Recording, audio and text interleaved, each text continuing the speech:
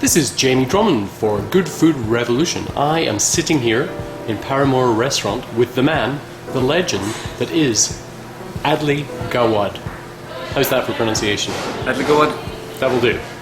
Now, for those of you unfamiliar with Adly's work, I'm going to ask Adly to tell us what he's been up to for the past few years. He is, as I said, a legend of the Toronto restaurant scene. So I'm actually talking him up majorly here. Adly, tell us a little bit about yourself. Well, let's work backwards, shall we? We're about to celebrate our first anniversary here at Restaurant Paramour on 94 Ossington. I was approached by Adam Bagley, who is the owner of Levac Block at the corner. And I met him and I spoke with his sister and Amber, and I met their mom. And their mom, Helene, really convinced me. She's such a lovely lady, I thought her kids must have turned out all right. So I took on this adventure, this epic of managing a small bistro on the trendy Ossington strip. And it's been a lot of fun, it's been a great learning experience. And I've just been playing dinner party, really. All I want is an impeccable dining room and just honest, down-to-earth service, I guess. Now, previous to your role at Paramour restaurant, you were 8 years of Splendido. There you go. To speak, chef. Thank you, chef. Oui, chef. Yes, Chef David Lee, wonderful human being, fantastic chef. Anyone who stands there and says, respect the product, to the last second you touch it, respect the product. You gotta admire that. Great learning opportunity. Yannick Bigourdin, visionary, shamelessly trying to replicate the Michelin experience in Toronto. Absolutely. And you know, with the champagne trolley and the tasting menus, what have you, that was a slice of life, man. Yeah. Now, you really gained quite a reputation for providing some of the most flawless service in Toronto. I don't know who you've been talking to. Well, I would say I provide an experience. I don't know about flawless service. No, I don't. I'm sure a lot of people would be like, I'm sure a lot of my coworkers would be, yeah, whatever, Top Gun. But it's fun, you know. Life is too short, and you have to have it's a recipe of good manners. It's a hotbed of etiquette nonetheless, but a little pinch of scandal here and there goes a long way, you know. And people are out for a good time. They're out for an adventure. They're out for an experience. If they wanted to cook dinner at home, they would have stayed at home, yes? So here we are, going out for entertainment, for fun, and enjoying one another's company. It's social opportunity. So there are times when the server is the master of ceremonies, and there's times when he's that invisible partner who's rearranging cutlery or filling up water. So sometimes you're completely ignored. It's that you don't exist and you carry on. Yes, and so how was the theatre the other day? It was lovely. Yes, I enjoyed the third act. And there's, oh, I love that tomato soup. So how one fits in and out of that scene, and depending on who you're dealing with, and the cross-section of society, it's been my pleasure to meet, well, let me tell you.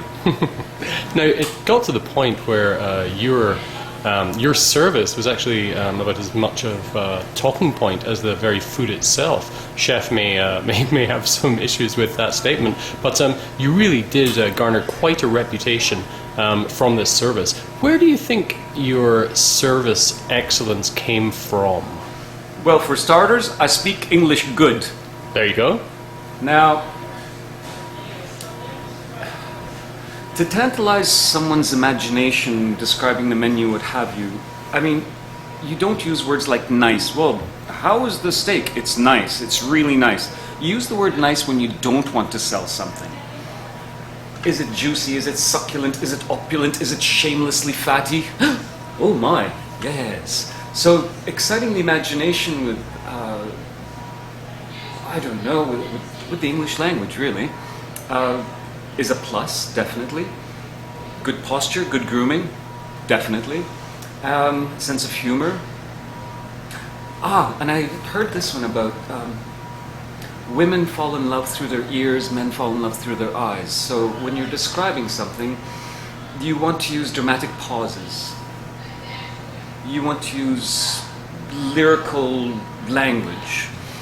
You want to... You see, also, men get along by doing things together. Women get along by sitting and talking.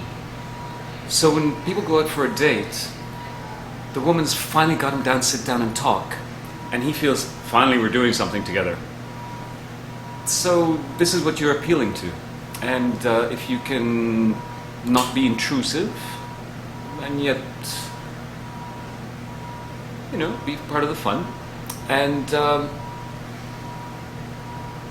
if you can try and divine what people are meaning and not saying, what have you. I remember this very finicky lady who would only have a simple green salad and some fish well done, no butter, no oil, what have you.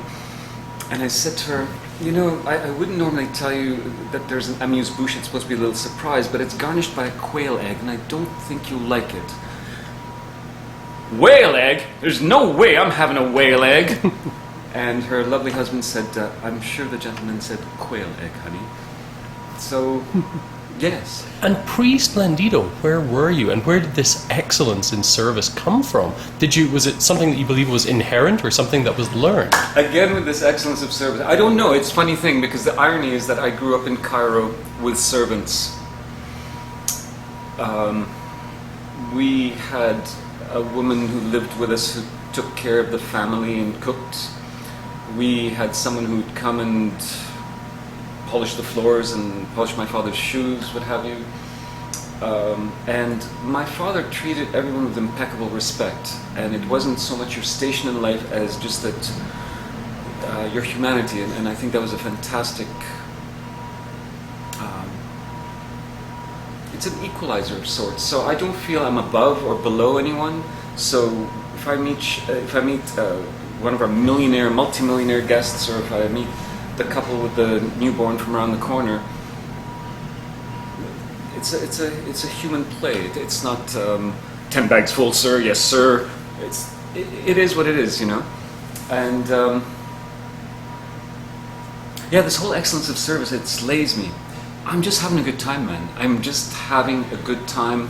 It's a dinner party. Who could ask for more fun? Honestly, you make new friends, and you know, there's the mystery of who are you, how are you, why are you this way? And let's have fun. Let's have a dinner party. Let's have, you know, it's a restaurant is not just food and wine. It's people. It's the people you work with. It's the people you work for. It's the people you're working. It's the people you are. Right. Now, the role that you're in right now, GM of this lovely small bistro, how has that changed your outlook upon service? Because Splendido was it was singular in Toronto almost, and it was a very particular environment, which I know that you fitted in. Well, you appeared to fit in very, very well. Appeared to, yes. Please tell me about the differences between that situation and where you are today. Well, Splendido was a luxury destination. This is a cozy, romantic neighborhood bistro. I've taken the common sense things that I've learned from fine dining, such as an impeccable dining room. I think the guest deserves nothing less.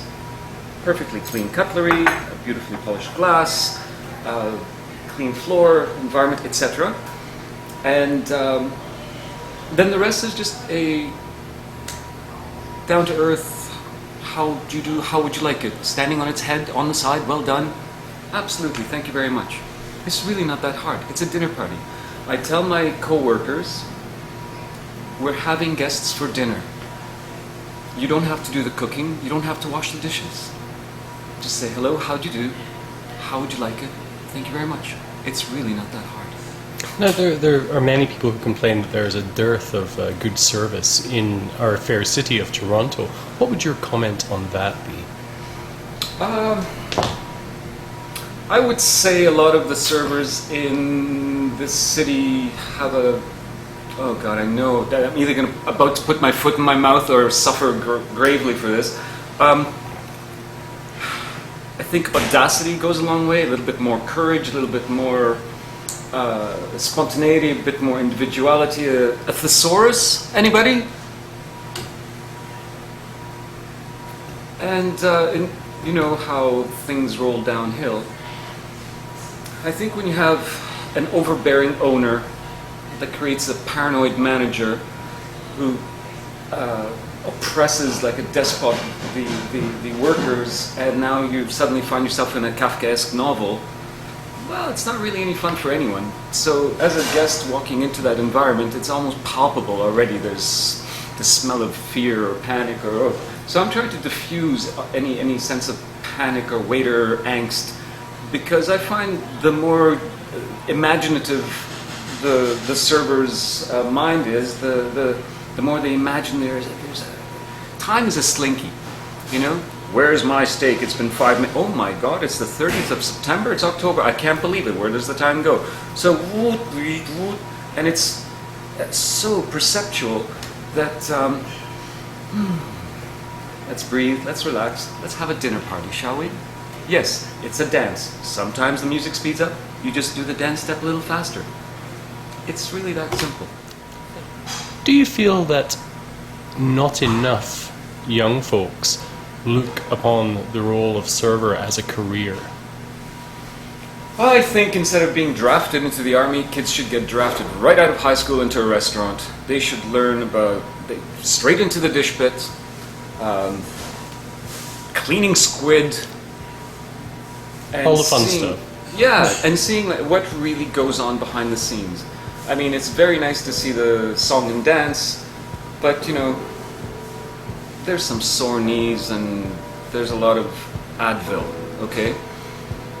And what goes into making the performance seem seamless, effortless, or my supposed reputation for whatever you're calling it, it's just a show, really. I mean, you know, this job has made me expert on 2 things: dirt and pain.